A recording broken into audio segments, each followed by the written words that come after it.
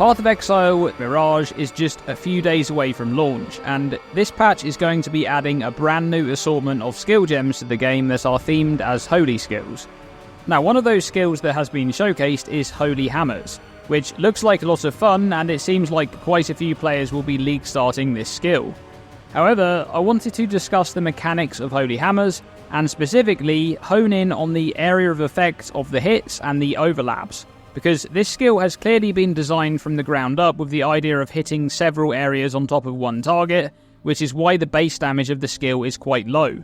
And in the footage for the reveal of Mirage, during the Holy Skills segment, we can see Holy Hammers in use, and we do get to see it shotgunning targets in the areas where the hammers overlap.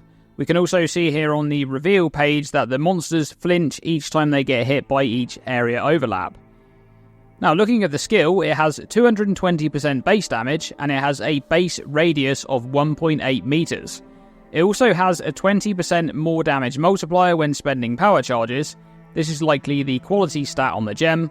And since Holy Hammers spawns extra hits to each side of your character when you spend a power charge, you're going to be wanting to do that for the damage and for better clearing.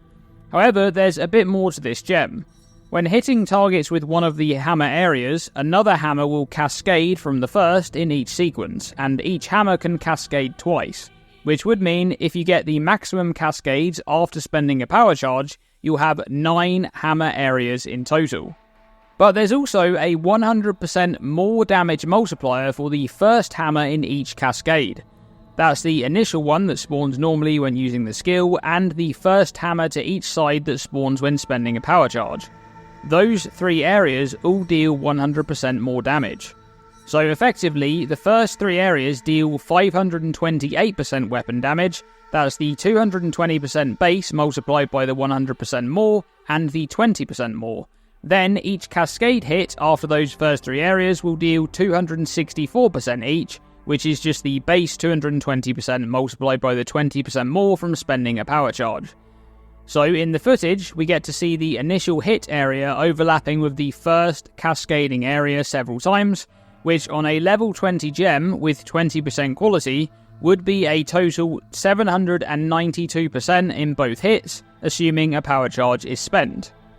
And with an attack speed multiplier of 85%, if you can consistently hit those 2 areas on a target, that would be an effective 673% weapon DPS. Which is not bad, but can you get more overlaps than that, and how much area of effect scaling does the character shown in the reveal footage actually have? Well, I did a bit of research on this topic. So firstly, I captured 3 shots of the character using a single attack and matched these shots up to showcase each hammer area. You can see here in the first image, the character is using the attack and the initial hit area is there. Then in the second image, the character has moved forward a little bit, the initial hit animation is disappearing, and the areas to each side from spending a power charge are appearing, and there's also the first cascade area from the initial hit visible there too. Then in the third image we can see the 2 initial side areas disappearing, and there's also a cascade coming from this first hit area here. Now, to visualise these areas a bit better, I've filled them in green here. We have the first impact, then the side impacts from spending a power charge, then the cascades. So you can see the overlapping areas for this attack. In these red sections, the first hits are overlapping in a very small area, and we know that each of these hits deals 100% more damage. So a monster standing in this very small area would take a total 1056% weapon damage, 528 from each area. Then there's these orange overlapping areas. These deal less damage as the cascades don't have the 100% more multiplier, so monsters in these areas would take 792% weapon damage. But how much AoE does this character in the footage actually have? Well, we know that the base radius of Holy Hammer is 1.8 meters, and I've taken this AoE guide from POB here and scaled it to be approximately accurate. So this is the base area of Holy Hammers, and that looks like the character does already have a decent amount of area of effect scaling. After testing a few different areas, I believe this character has a Holy Hammer radius of 3.1 meters, which is shown in this image right here. Now you can see that there is a bit of distortion going on from the capture of the moving animations, so it isn't matching up exactly right, but I think 3.1 meters is probably correct. It may be 3 or 3.2, but somewhere around there. So how much investment do you need to go from 1.8 meters to 3.1 meters? Well, if we head over to POB, I'm using the Earthquake skill as a placeholder here because it has a 1.8 meters base radius. Now in the config here, I have some stats to simulate area of effect scaling. And there's two setups here that get to 3.1 meters. The first is a seismic cry exert for 50% more area of effect, and then 100% increased AoE coming from any sources.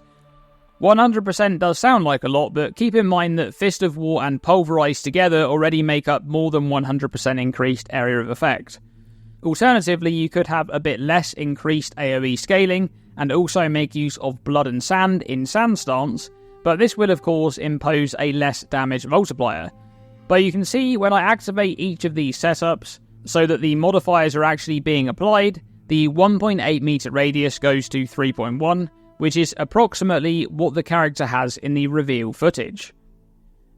Now another item that needs to be mentioned is the Belroy Transit Carry-On, because they're the sponsor of this video. I'll be taking my Transit Carry-On when I make the long journey to ExileCon later this year, and there's some good reasons for that. Firstly, the Transit Carry-On has packing cells that can be customized, allowing you to remove and replace them using the toggle attachments to better suit your needs. And you can even swing those cells out on their hinges so you're able to easily get to what's underneath. Then, on the opposite side of the case, there's the main compartment, which is on the top side of the Transit Carry-On, and this compartment is zipped so that you can open the case without all of your neatly packed items falling out. Now, Belroy have also identified some weak points for other luggage cases, which is why they've built impact bumpers into the shell to strengthen it against normal wear and tear. And speaking of wear and tear, Belroy have put the Transit Carry-On through rigorous testing to be able to provide a 10-year warranty under normal use conditions. So head over to Belroy using the link in the description below to get 10% off of your order today. Thanks to Belroy for sponsoring this video. Okay, so the character in the footage has a reasonable amount of area of effect scaling, but I wanted to do some testing to see just how much investment you would need to begin to see areas that would overlap 3 or more hammer hits.